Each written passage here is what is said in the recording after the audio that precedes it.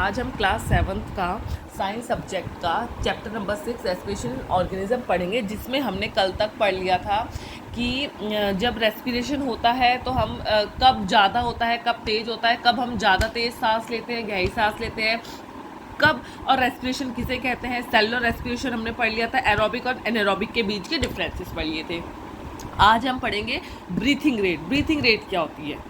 और हमने कल क्रैम्प्स के बारे में भी पढ़ लिया था। क्रैम्प्स क्यों आते हैं, जब हमने पढ़ा था कि लैक्टिक एसिड के एक्यूमुलेशन हो जाता है, ज़्यादा लैक्टिक एसिड हो जाता है, क्योंकि हमको जब हैवी एक्सरसाइज कर रहे होते हैं तो हमको ऑक्सीजन की ज़्यादा नीड होती है। ज़्यादा क्यों होती है, क्योंकि हमें एनर्जी ज़्यादा चाहिए होती है, और एनर्जी ज़्यादा चाहिए होती है लेकिन ऑक्सीजन लिमिटेड होती है, तब एनारोबिक रेस्पिरेशन होने लग जाता है।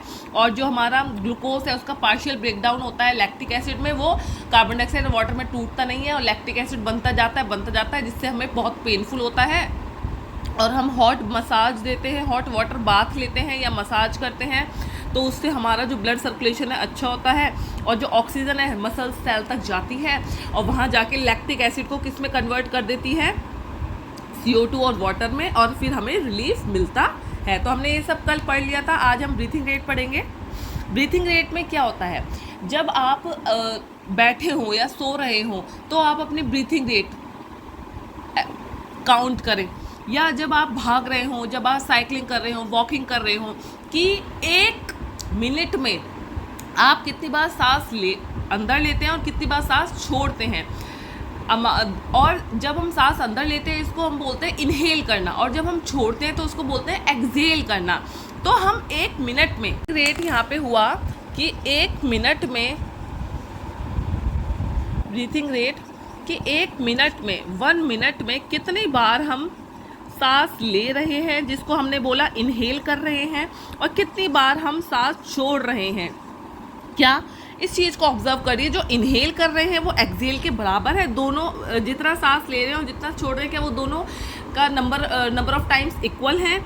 और जब हम ब्रीथ कर रहे हैं या छोड़ रहे हैं, तो अब हम जब सो रहे हैं जब कितना ब्रीथिंग रेट है, या जब हम साइकिलिंग कर रहे हैं या वॉकिंग कर रहे हैं या कोई भी एक्सरसाइज कर रहे हैं, तब हमारी ब्रीथिंग रेट क्या है।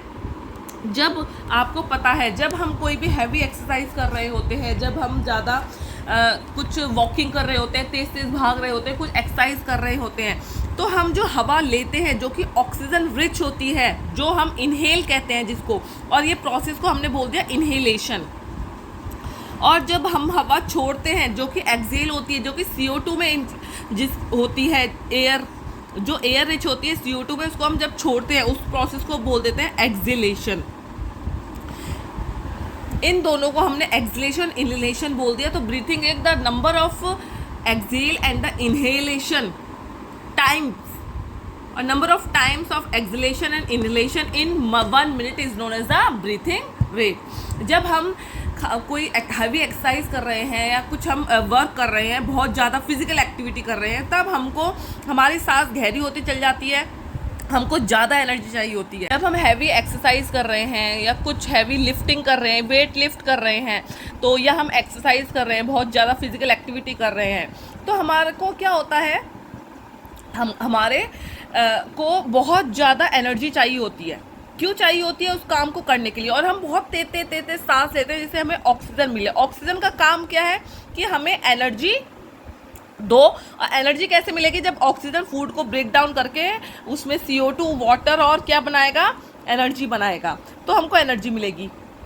ठीक है, मतलब कि हमें कोई भी काम करने के लिए। और जब हम सो रहे होते हैं तो हमें इतनी एनर्जी की ज़रूरत नहीं होती है, तो हमारे ज़्यादा ऑक्सीजन की भी डिमांड नहीं होती है, ज़्यादा एनर्जी की भी डिमांड उस टाइम नहीं होती है। ठीक है, और अब आपको समझ में आ गया होगा, जब हम कोई फिजिकल एक्टिविटी करते हैं या कोई भी एक्सरसाइज करते हैं, तो हमें उसके बाद, या हम खेलते कूदते उसके बाद हमें भूख क्यों लगती है, क्योंकि जो सारी एनर्जी हमारी किस में वेस्ट हो गई, उस एक्सरसाइज में।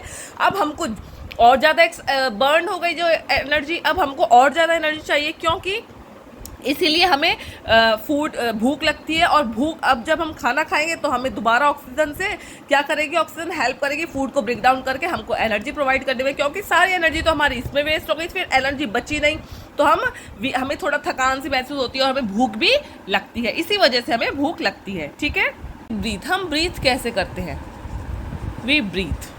आपको पता है कि हमारे नेज़ल कैविटी होती हैं कि हम अपने जो नॉस्ट्रिल्स होते हैं, जो नाक में छिद्र होते हैं, उनसे हम एयर को लेते हैं और ये कहाँ जाती है, फिर नेज़ल कैविटी में जाती है। कहाँ जाती है? नेज़ल कैविटी, जो नॉस्ट्रिल्स के पीछे होती है, ठीक है। और हम कौन सी एयर लेते हैं? जो रिच होती है ऑक्सीजन में, ठीक है, ऑक्सीजन में रिच एयर को लेते हैं।